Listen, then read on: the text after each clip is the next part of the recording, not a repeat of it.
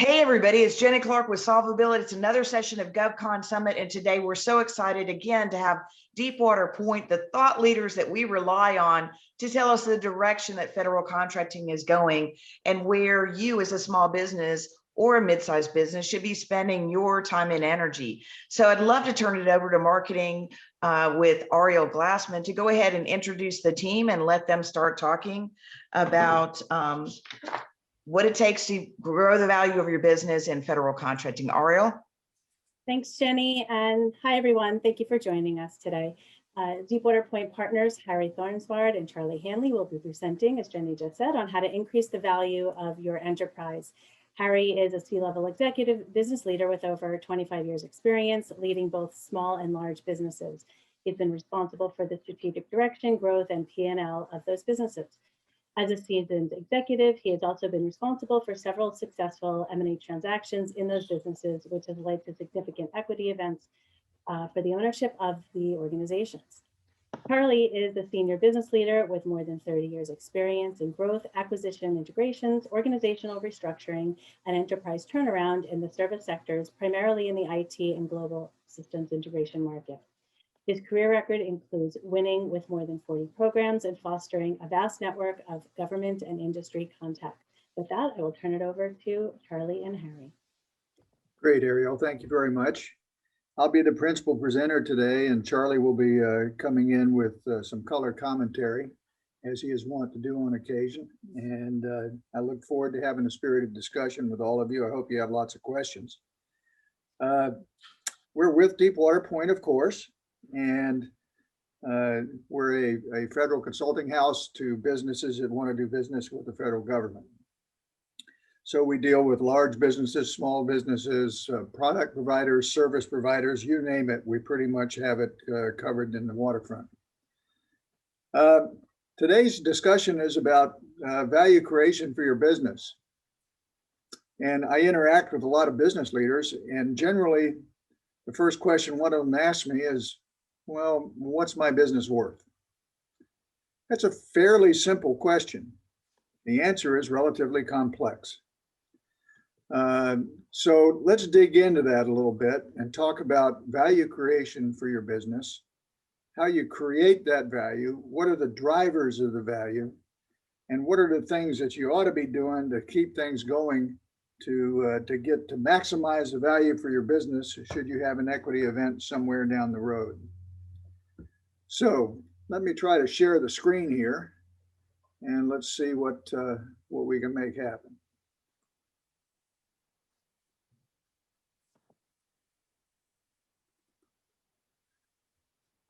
All right.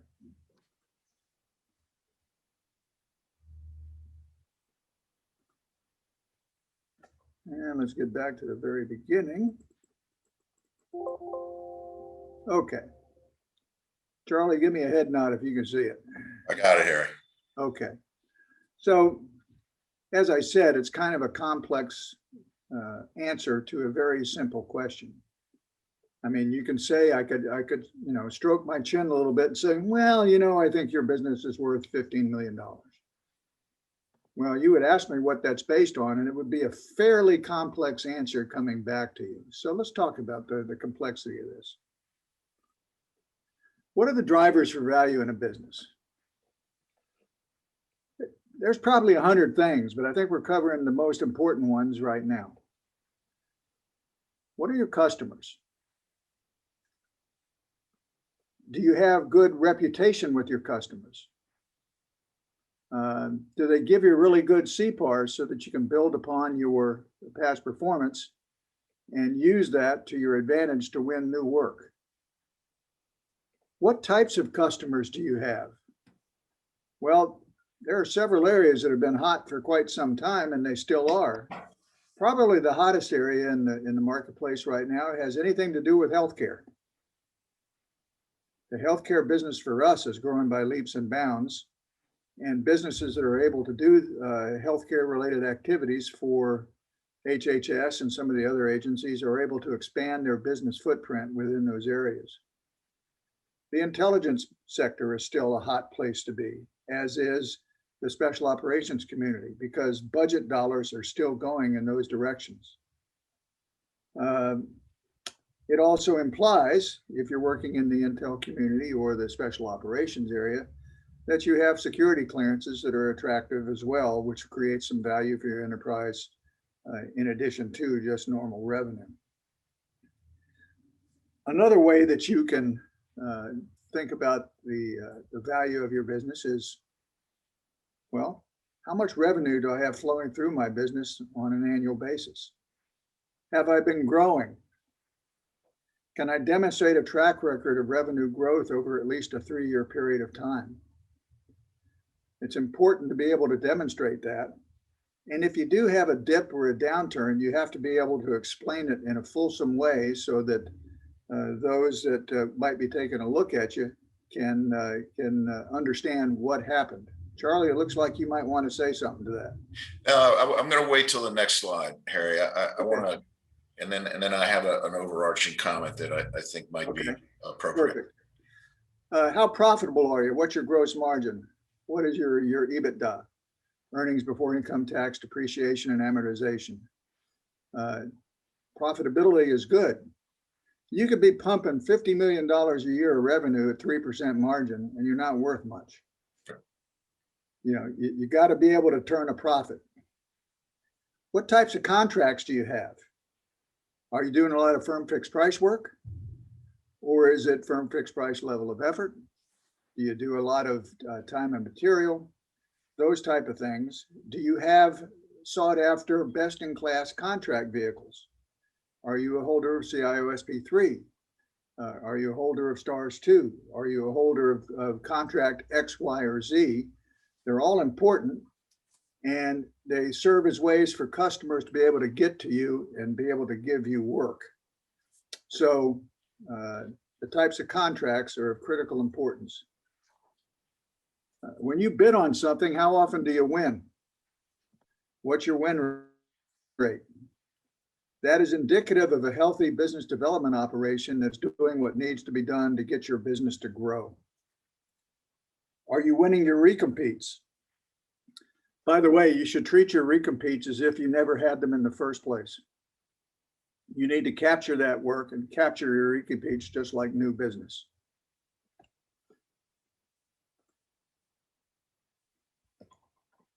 Who's on your team? What connections do they have?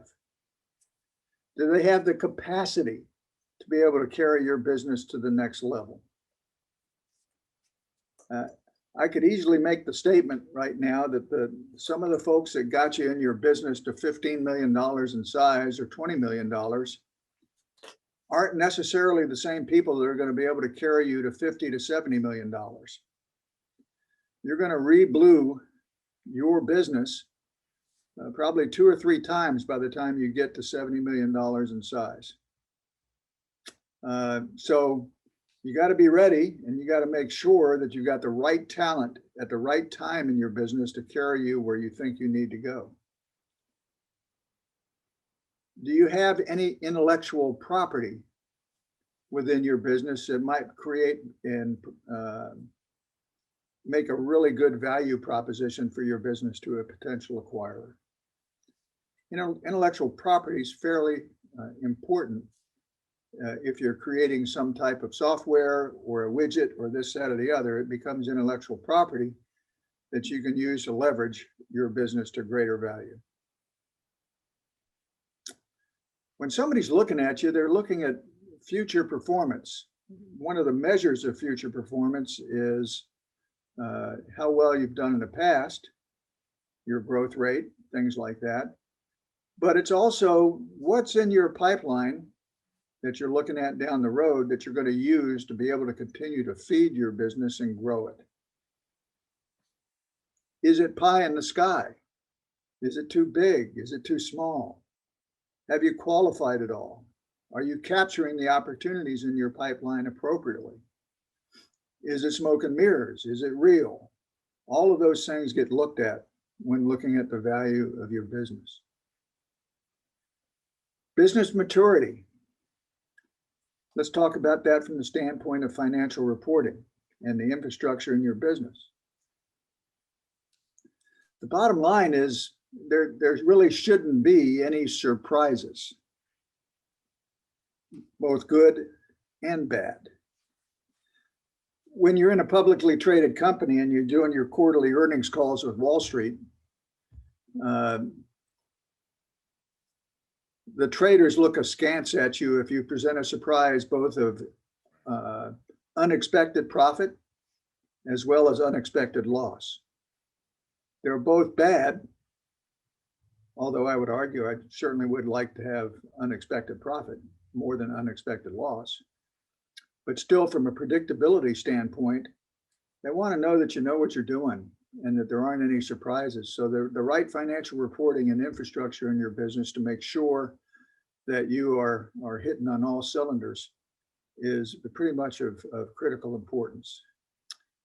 And finally, one of the last values that drive value for a business is the ability to be able to successfully transition from set-aside contracting to full and open, or as we have here, the term from small to large business. So that's not easy. We're going to spend some time on a few slides about that transition process and a lot of things that are important to that, because that's where the real value is unlocked in a business. And so, Charlie, you said you wanted to talk something here. Harry, I think there's a couple things I would expand on here. So look, we've covered about 14 or so different areas. Know that if there is an equity event in your future, that the due diligence checklist is going to have between 50 and 100 items on it that they're going to start crawling through your business on. So be ready. And if, as you think through your business and the prospects of an event, if it's going to be a private equity or a venture group, the first thing they're going to look at is your team, your executive team, and the people that are driving the business. So as you grow, those folks need to be rock solid. They need to grow with you. And sometimes that can cause some very difficult decisions in small businesses that are transitioning to large, as Harry pointed out. And then the final thing I'll touch on is surprises. And I know we would most often welcome good surprises, but again, in the context of who might be your acquirer, I can tell you as a guy who spent 6 years at Northrop Grumman, if I had a positive surprise, my bosses would say I didn't know what was going on in my business, to tell you the truth. So, you got to set those expectations with your team, and consistency is key. So. Thanks, Charlie. So I'm transition from small to large.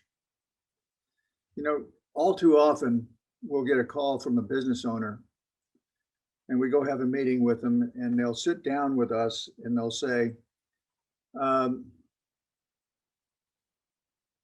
I'm busting the NAICS codes for my small business here in the next 3 or 4 months, or I've got 4 months left in my 8A. What am I going to do now? Because I'm not going to qualify for any more 8A contracts down the road. Or I don't have much of a backlog left in my business in terms of a contract waterfall for when I start losing small business revenue. It's time for me to go to full and open, and we've only got 3 or 4 months to assist them to get to the full and open process. The next slide that I show you is going to be a little animated, and I think it'll explain why you have to prepare years in advance to grow from a small business to a full and open contractor. So let's see how that plays out. So in this slide, what you see on the vertical axis and the horizontal axis is time and money. So for this case, this argument, say in the middle of 2016, this business graduates from being a small business. They've either blown the NAICS codes, or they're no longer in 8A and they're looking at trying to get into the small business lane, or this, that, or the other. Nevertheless, in the middle of 2016, they no longer qualify for some of the set aside protections that they had before.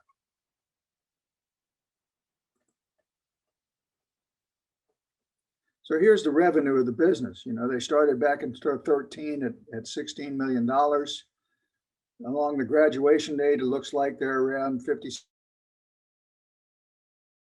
And then as they pass the graduation date, you see their revenue is starting to decline. So what's happening during the run up from 2013 to 2016, as a business person, you're adding indirect staff to your business because you have to feed the beast. You have to be able to handle the contracts you have. You're trying to grow this, that, or the other. And so once you hit that graduation date and the business revenue starts falling, well, so does your indirect dollars to be able to afford to do the things that you need to do with your business. That's not a good situation for anyone, and nobody wants to be in that situation. So obviously, you're going to try to get yourself into a full and open posture to be able to maintain the revenue in your business so that you can maintain your staff and hire the right staff to carry you to the next level of business performance. So here we have a snapshot that shows that the business kept on growing to where it's $70 million down there in 2019. And it has $25 million left of small business revenue that it's burning down over time. Well, if that green line is going up like that, then you're continuing to hire indirect staff and you're not having to lay a lot of people off. You might be making some exchanges of folks to be able to get the right talent in your business at the right time, but at least it's not a wholesale layoff.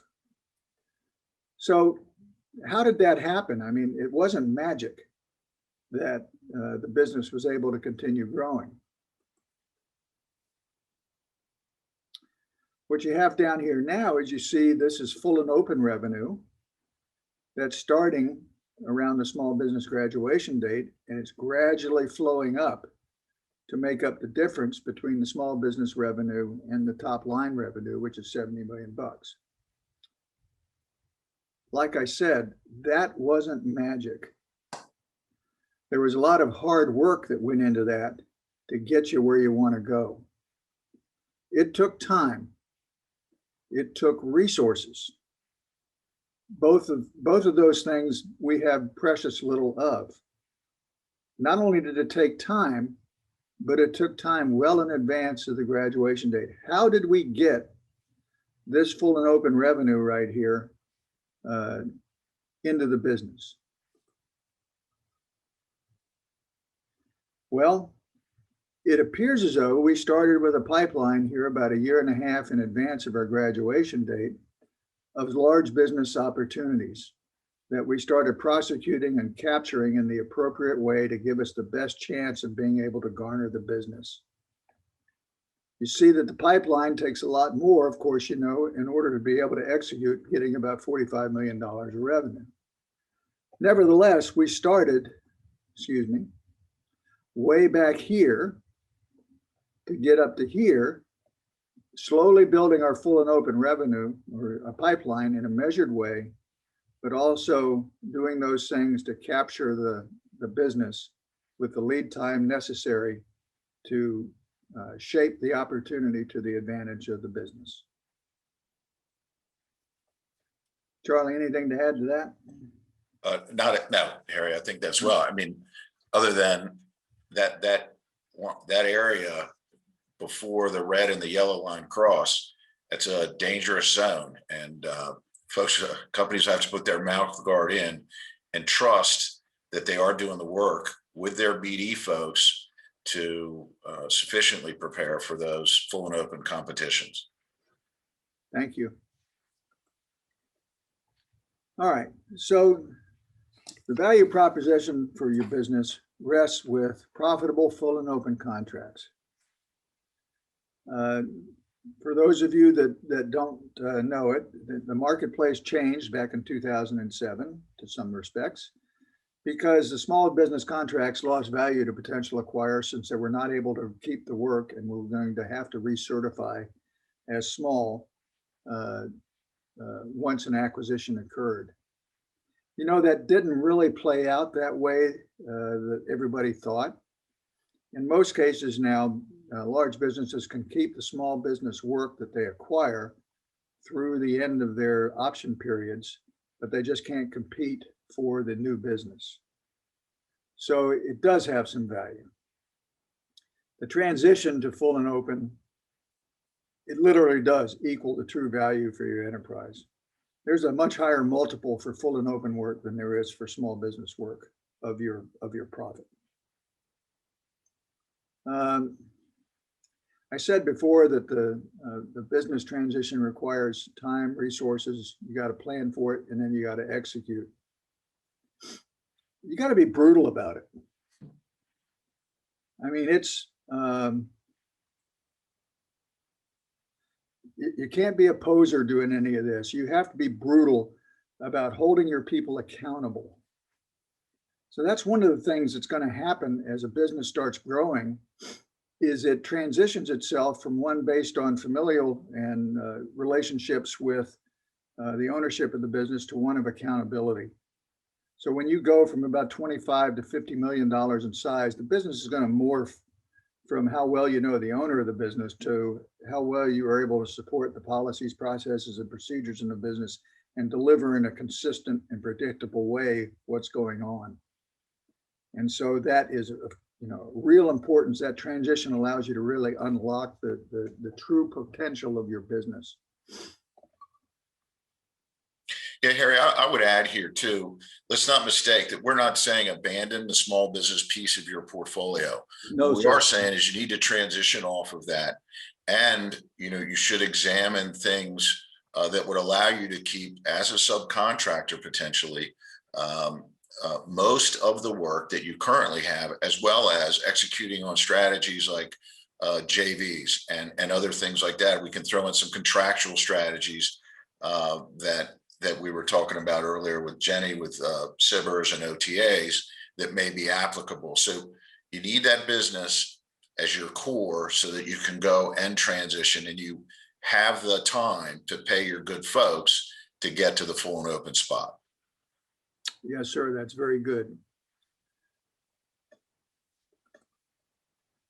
How do we transition? Well, one of the first places to start is understand your business, its strengths and its weaknesses from an outsider's perspective. I can't tell you how many times when I was going through due diligence with the businesses that I was running and I was being acquired, I'd sit across the table from the acquirer, and they'd tell me something about my business that I didn't know. No matter how approachable I wanted to be, how much I wanted to know what was going on in my business, there's obviously things that you're just not going to know and you're going to find out about when an outsider starts taking a look at your business. That's not the time to find out about it. The time to find out about it is before you start going through a process. The time to find out about it is having your business examined by an outsider when you're starting to do the transition from full and open, or small business to full and open, so you can be hitting on all cylinders to assist you in achieving your full and open goals. Tried and true business practices that will be familiar to an acquirer makes you a buyer-ready company. They're used to seeing the things that you are actually doing. The other thing I tell you is really important is have a plan. If you don't know where you're going, any road will get you there. Have a plan for where you want to be taking your business. How big do you want to be? How much profit do you want to have? Which customers do you want to have? All of those things are important in setting the vision for the business 5 years down the road. And then it's also important to set the intermediate goals and the tactical plan, which you're going to execute on to be able to grow your business in a measured and consistent way. And then I'm going to say it again, be brutal about executing your plan. Hold your people accountable. It's not okay to find out on the day that it's due that it's not ready. It's okay the day that it's due that it's not ready if you knew about it in advance. So the 3 or 4 words I use is comply or seek relief. Your professional staff should be executing on the things that you're telling them to do, and they should be coming to you if they can't meet the goals or the time periods that you said that you wanted. It's predictable. It's okay that stuff doesn't get done when it's supposed to. It's not okay if you don't know about it in advance. So comply or seek relief is a pretty good watchword, and it stood me in good stead for a very long time when I was running businesses. Yeah, Harry, I would throw out, just so that we're clear about a strategic plan. I think that we've been informed where the strategic plans, and I know many have been, where this is a place where executives get together, they spend 4 hours 2 times a month, and in 6 months they've put in a lot of time. They get a big book they put on their shelf. We do this and look at it differently. Even as we run Deepwater Point, we set our 5-year goals back into a tactical plan, and our tactical plan sits on 2 sides of one piece of paper that we execute against over the next 24 months. And oh, by the way, for companies that are serious, this is all starts with this business assessment and where you are today and where you need to be. Thanks, Charlie. So the business transition it's really important. And it's easy to be distracted with the day-to-day minutia that goes on in your business, and you lose sight of the strategic imperatives that you're trying to accomplish. Somebody always has to have their head up looking at the strategic nature and goal of the business. That's usually the CEO. So hold your people accountable. There are action items as part of any strategic plan that you have. There are names associated with the various activities that have to be performed. There are suspense dates that need to be kept. All of those things as part of a strategic plan that is tactically focused, that allows you to achieve your strategic imperatives. It's worth your time and effort to hold people accountable. And it will, I promise you, it will accelerate the growth of your business if you're dogged about it.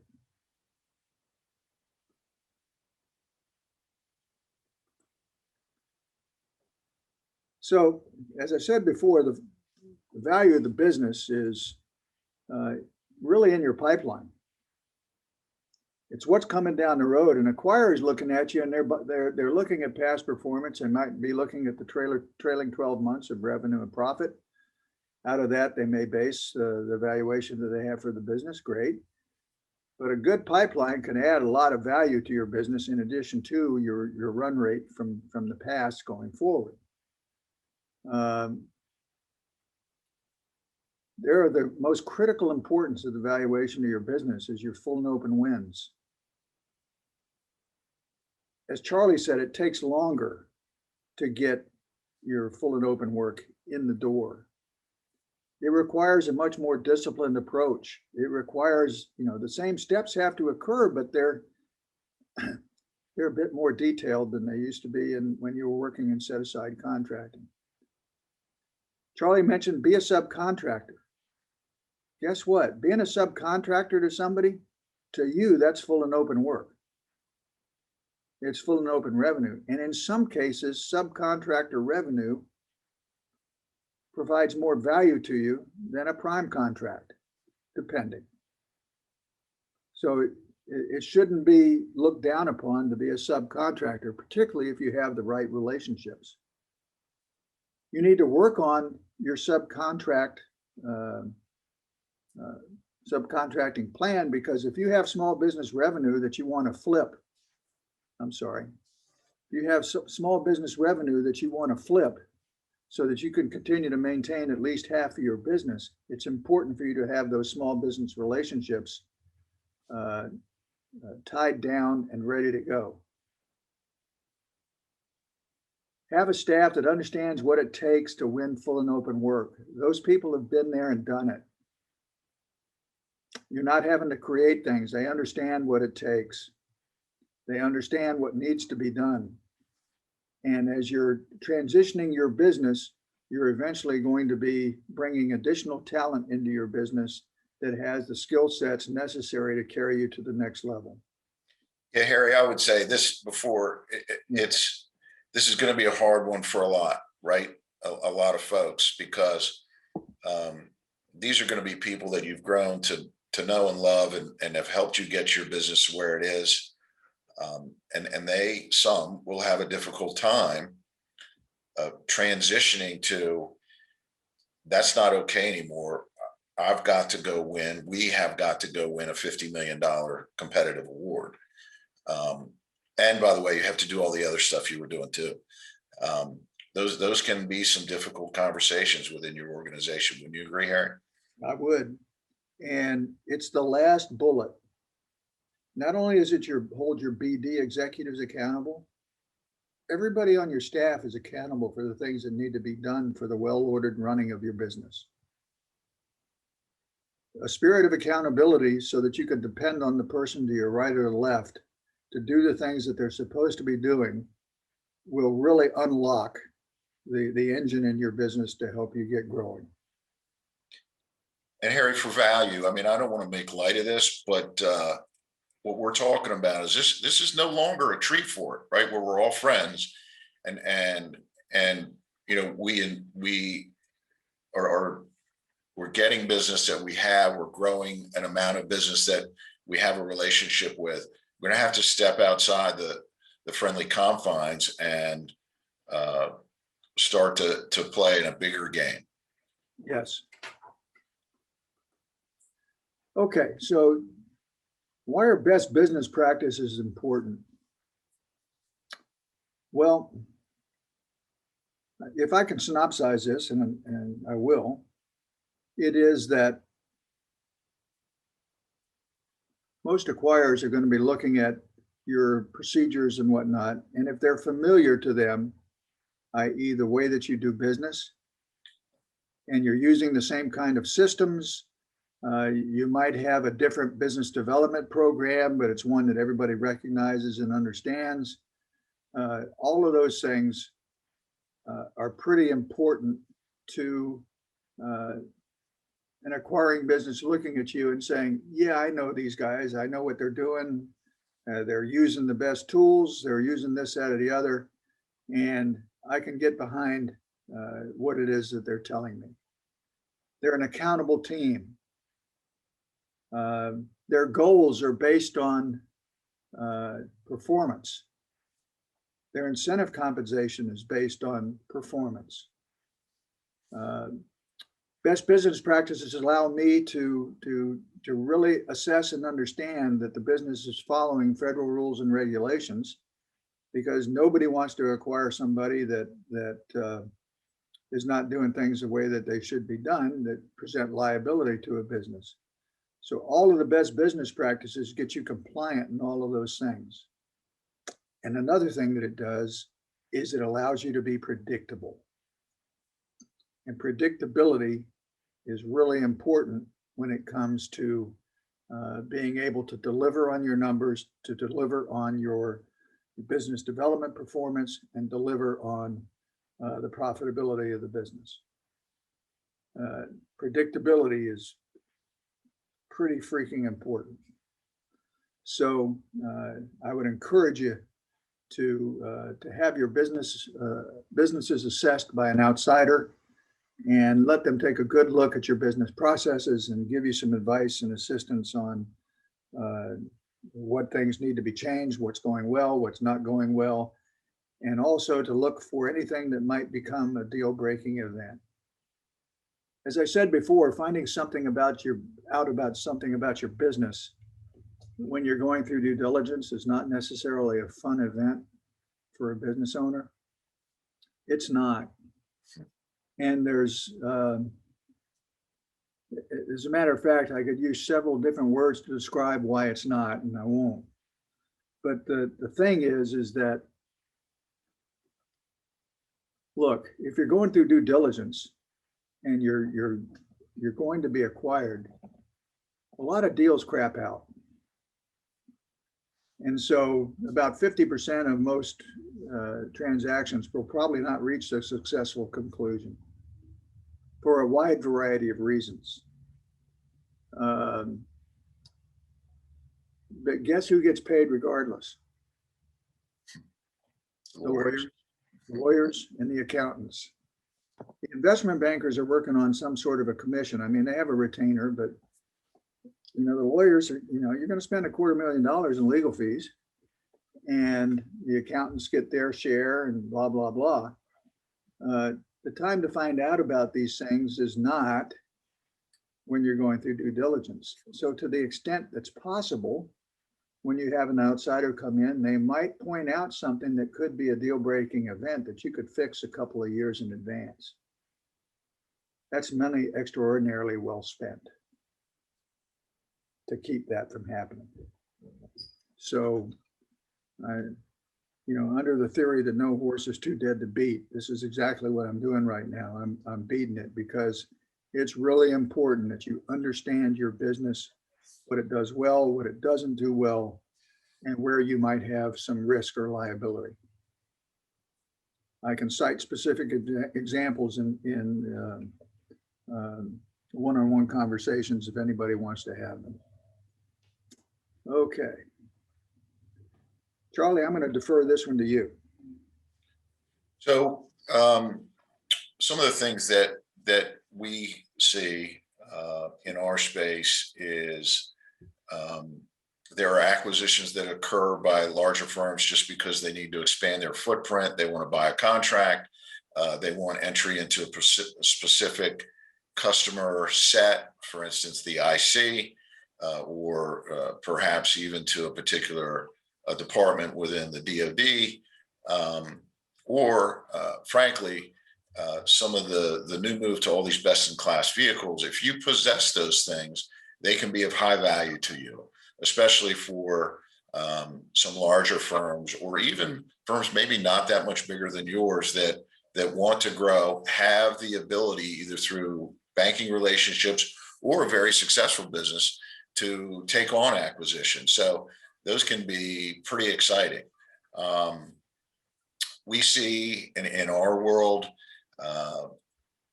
many are okay with being a minority investor. So as the CEO or the primary equity holder, and you lay awake at night and you're considering, how do I raise money for my business? How do I grow? What can I do without giving up 60% of my business? I'm here to tell you there are a lot of alternatives to consider. There's debt. There's different ways that companies will come in, and if you can pay them back, they'll fund your growth. There may be some instances where you're willing to solve some of your at-home conversations around the dinner table by giving up some equity and putting a little bit in the bank. And that fits for a lot of owners also.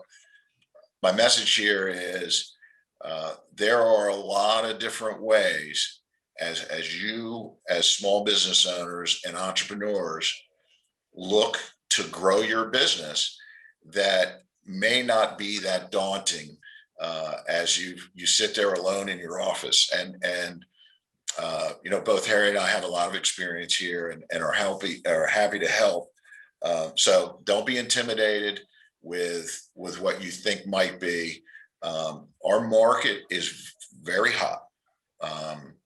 With all that's going on, the government business continues to grow, and even outside firms that aren't even exposed to the federal government are coming in the private equity and venture space to get involved, in which, going back to maybe not always sexy, but dependable in a growth market.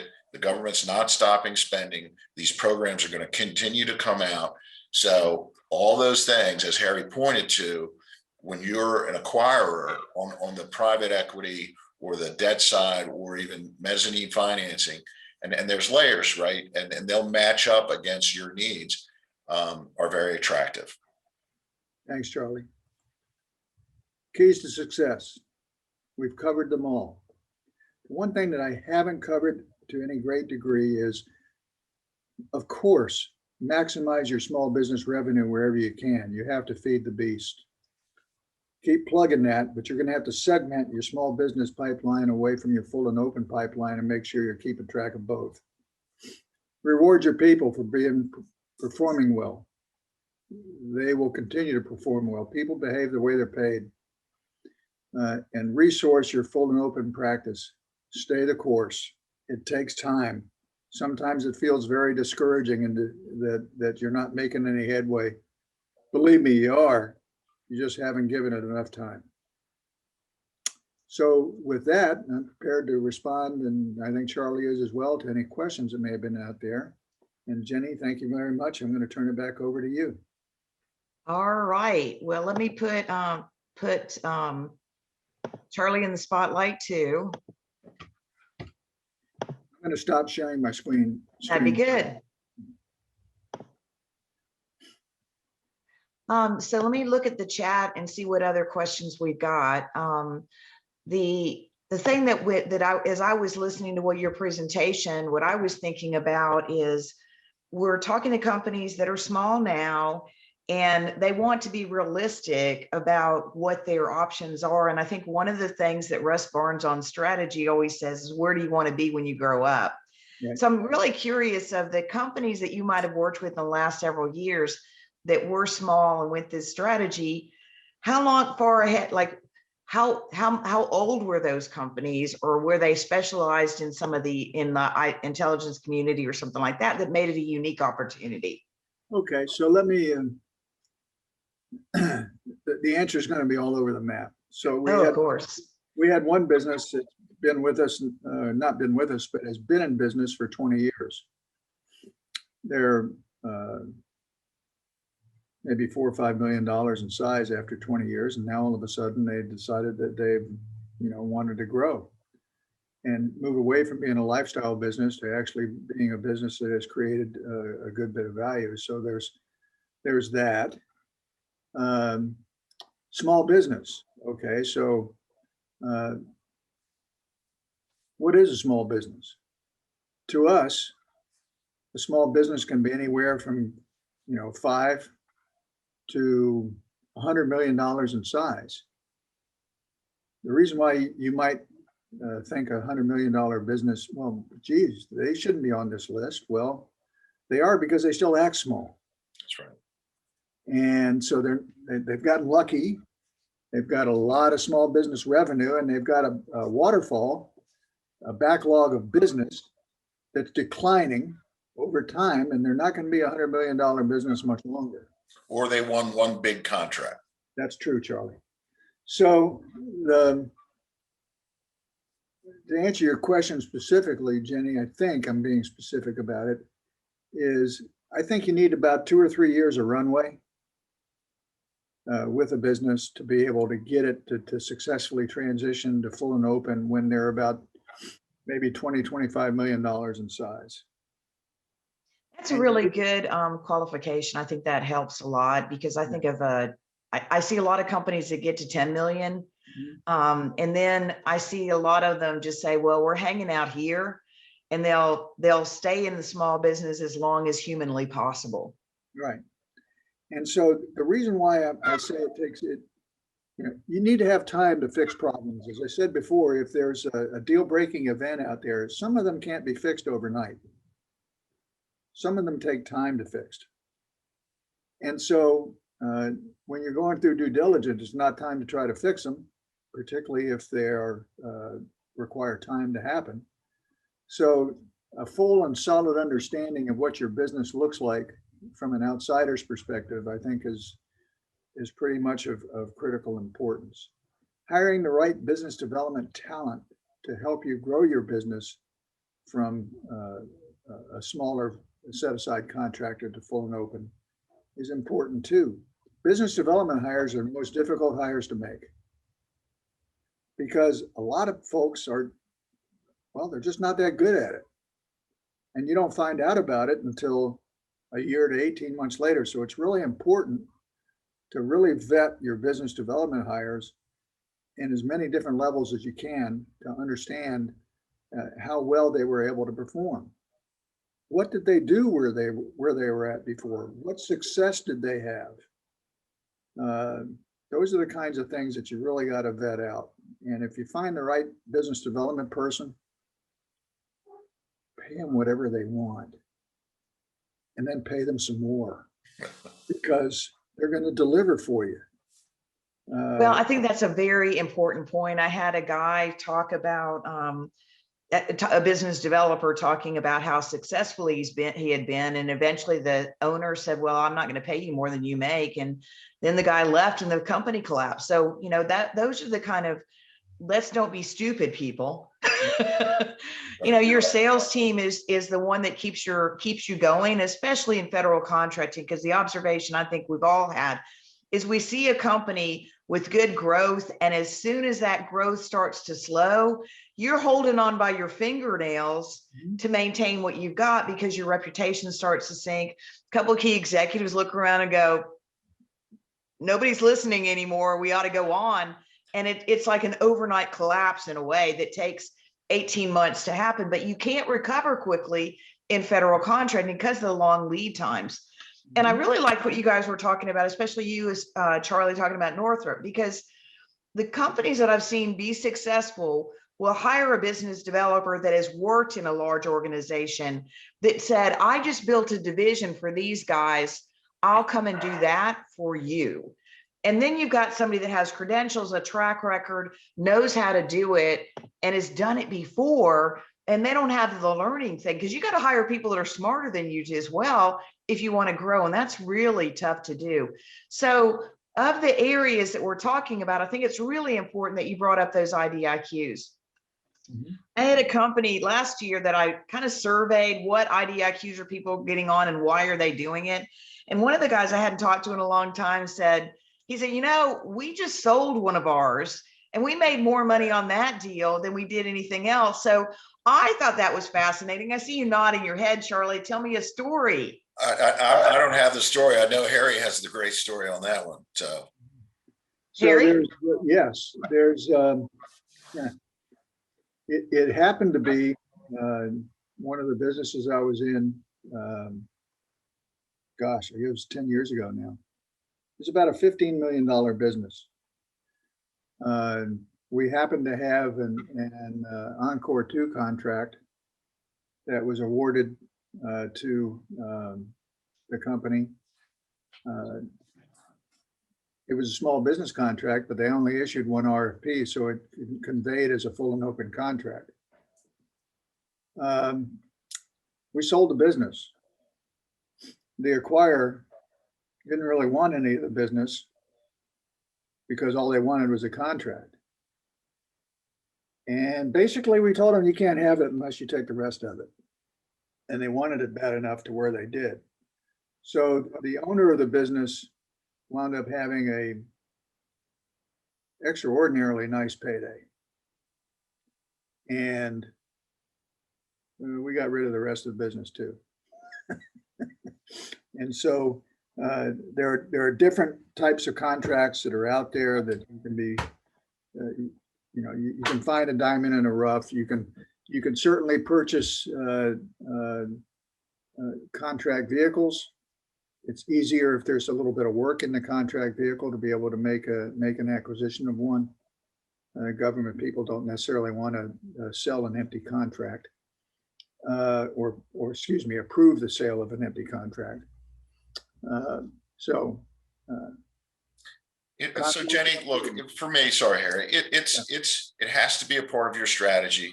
It has to be about part of your portfolio of how the market can access your skills and capabilities. If you have, this is no surprise, but if the government has defined or told you or hinted right now at which agencies, which are going to be the preferred vehicles, they've tipped their hand. We know them. We know the ones that are going to fall out of favor.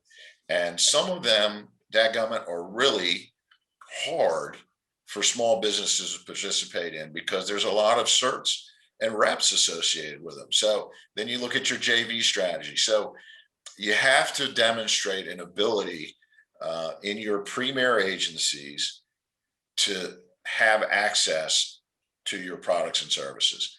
And I think the importance of this has grown over the years.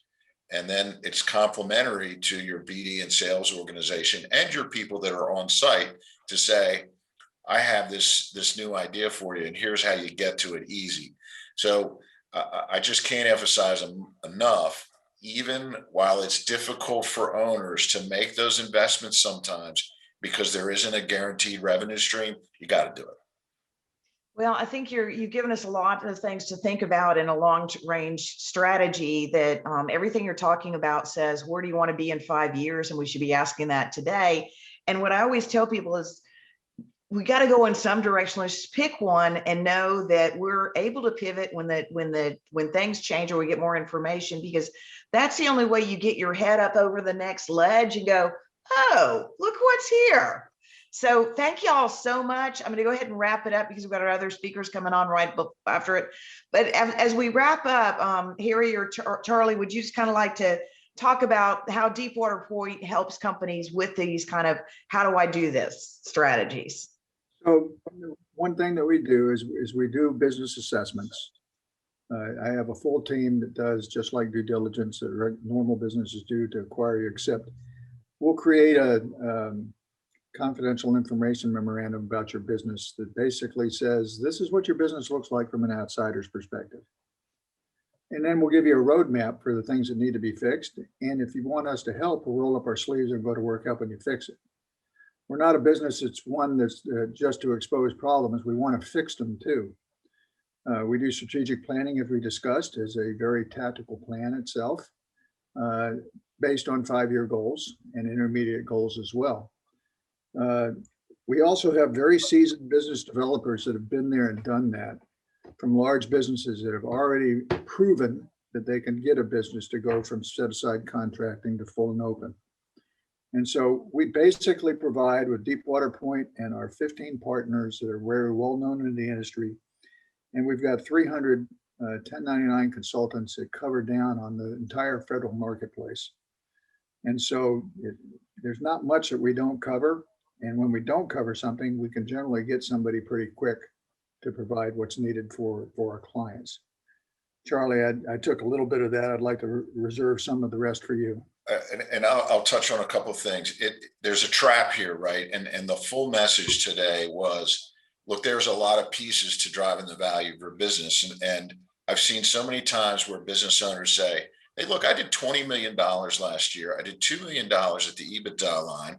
And therefore, let's see, 7 times 2, I'll sell my company for $14 million. Somebody come buy me.